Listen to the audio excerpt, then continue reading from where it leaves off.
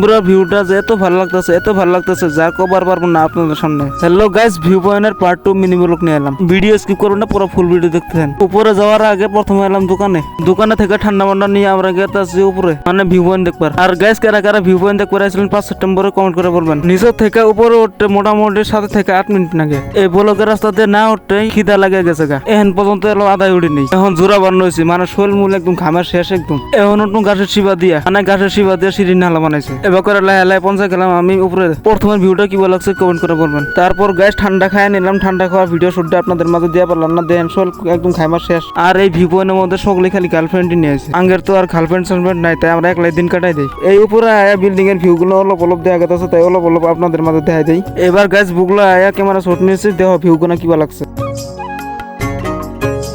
ভিউগুনা দেখতে দেখতে উপরে হাওয়ার কারণে একদম শরীর ঠান্ডা হয়ে গেল। কিন্তু গাছ গুঞ্জি ডেগুলো হয়ে গেল না। এনে যারা আইবেন গার্লফ্রেন্ড যদি থাকে গার্লফ্রেন্ড থু আইবেন না, গার্লফ্রেন্ড নিয়ে আইবেন। কারণ গার্লফ্রেন্ড থু আইলে গার্লফ্রেন্ড ভাববো কি কয় আমার নিয়ে গেল নাকি এত সুন্দর জায়গায়। এনে ঘোরাফেরার পর এনকে বাইর জমকা, কারণ ট্রেনের সময় হয়েছে। ব্লকের রাস্তা দিয়ে নামতাছি, এনে গার্লফ্রেন্ড বয়ফ্রেন্ডের হাত ধরি দেখে আমার আর মন মানে না, তাই বয়া দেখতাছি। মানে আগে তো গার্লফ্রেন্ড সালফ্রেন্ড নাই না। নিচে পিলপিলিতে বয়া নিলাম। আজকের ভিউ পয়েন্টের এইটাই ভিডিও। Bye bye guys.